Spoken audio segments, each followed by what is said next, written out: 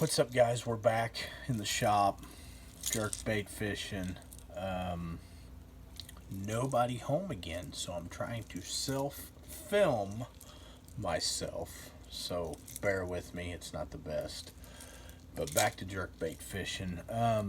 One thing I've been getting a lot of messages on um, is where to fish a jerkbait. You know, where's the most prominent place to throw a stick bait in the winter months or in the springtime. So again, um, a lot of times as a tournament angler, we're going after big fish. So we like to target over um, man-made structure or structure that has been placed there, from a fallen tree, something like that. So we spend a lot of time in the wintertime placing brush piles in the lakes that we fish, creating man-made structure.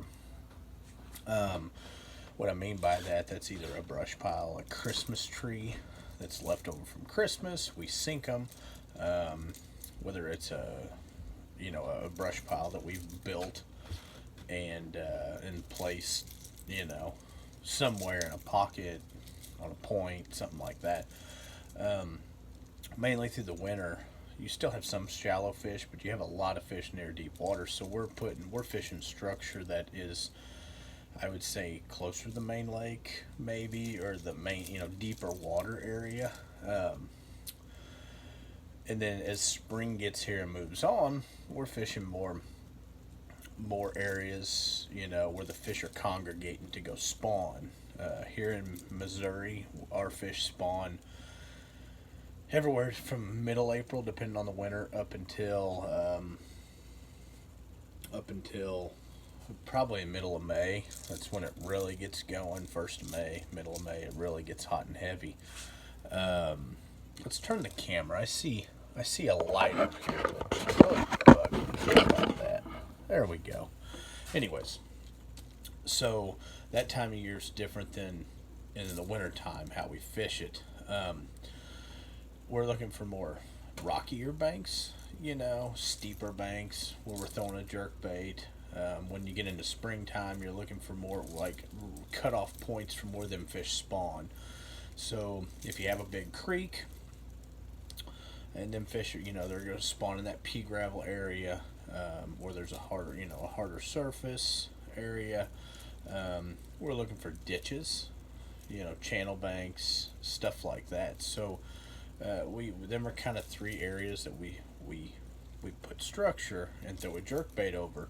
So you got your winter time where you're near your deeper water, more of a food source for them, because that's where the shad are in the winter time.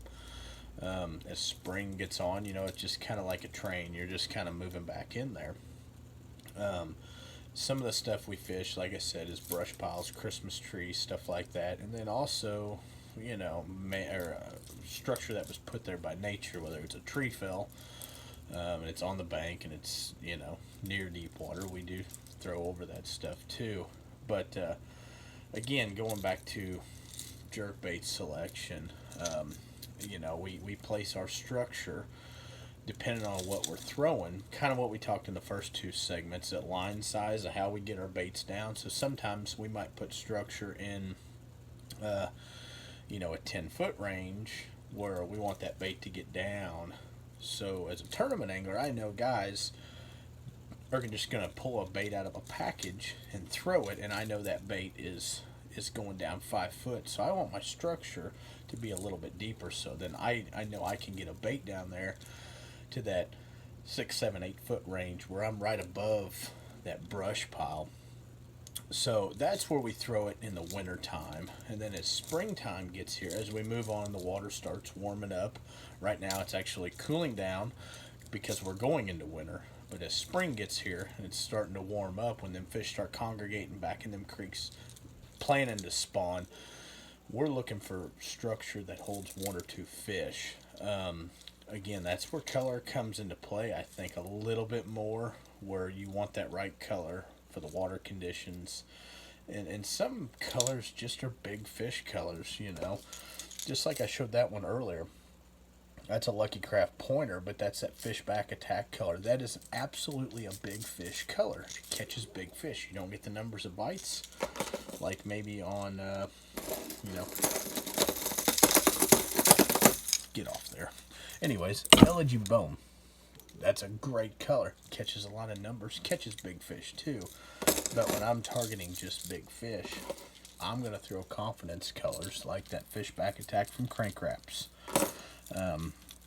I'm going to throw that Blue Pro from Crank Wraps, you know, and then I'm going to throw, you know, here's damn hooks. Anyways, so here's Clown. This is just a bold, it seems like them big fish like bold colors. You know, there's a Mega Bass 110 just in the Clown color, and then here's just a custom painted Lucky Craft, you know, pointer 100, but these are big fish colors. So when I'm specifically targeting a piece of structure, I'm throwing big fish colors over that structure, depending on the water clarity. You know, I'm still going back to, I want somewhat of a translucent color when the water's really clear, or it's a sunny day compared to a cloudy day, and the water's a little bit dirtier where you can see down 3 or 4 foot. But anyways, as springtime moves on and them fish start congregating, now I'm looking for ditches that, you know, you got like a pea gravel area, you know, or a big flat on a lake, you know, like Table Rock or lakes down in Arkansas, Grand Lake, stuff like that, where you got massive flats where them fish spawn on. I'm looking for ditches to either put structure on or find structure. You know, we spend a lot of time behind our graphs on our boats with, you know, hummingbird graphs that show absolutely everything you can imagine underneath that water. So we can idle, use our Lake Master chip, get on them big flats, and find where the ditch goes. And then, you know, there's other smart people out there, so we know there might be structure in them ditches, or we've placed structure there before. And as them fish start congregating back, that's where we're going to target. Kind of like a funnel, you know, just like a highway for them fish to go back there and spawn. We want to follow that highway. Again, that's another good place. And as spring goes on, give me 1 second. As spring goes on, here's a awesome color. It's that Crank Wraps, that sunfish. When them fish start getting even close to them flats, especially bucks, getting up there making beds. An extremely good one is something that's going to match the forage that's up there. Maybe not, they're not eating, but it's going to match the forage that surrounds them. And one of the things is perch, because we know perch live shallow and they're up there. So even if they're not eating it, it's going to aggravate them up there. So that's more your late spring jerkbait. Again, and you, I think when they get to that point, you know, to me it might not matter if it's a Mega Bass or a Smithwick or a Lucky Craft or a Spro or blah blah blah blah blah. I'm trying to upset the fish a little bit more, where I'm jerking it faster, trying to get a reaction bite. No different than throwing a crankbait down the bank, no different than throwing a lipless crankbait down the bank. I'm trying to get a reaction out of one of them fish. And this is just a good kind of color to mimic, is that brim sunfish, bluegill kind of color.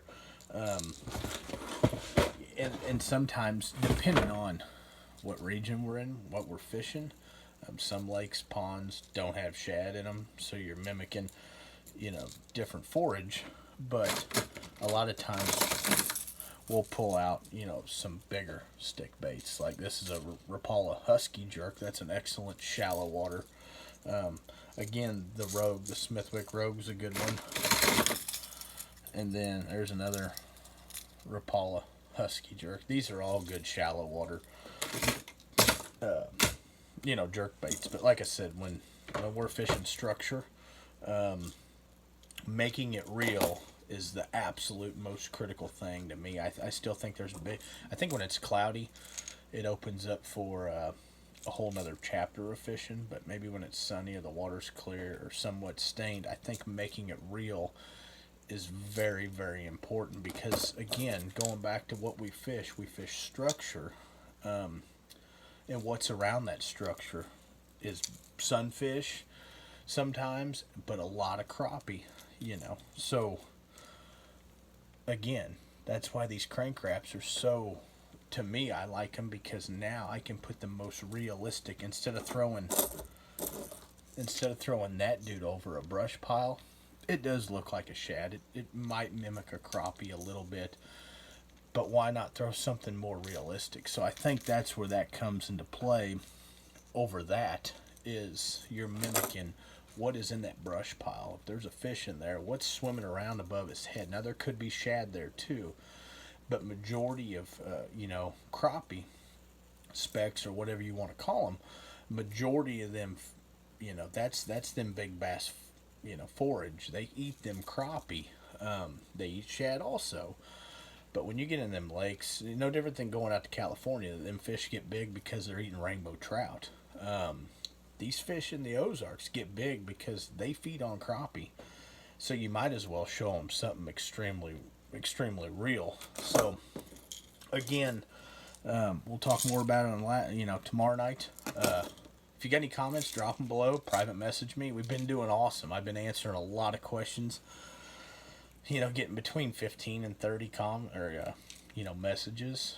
Just talking about, and I want to hear from you all. If you got a question, comment below. Send me a private message. I'll be happy to answer anything. So, again, we'll just continue this whole jerkbait thing as long as you want to.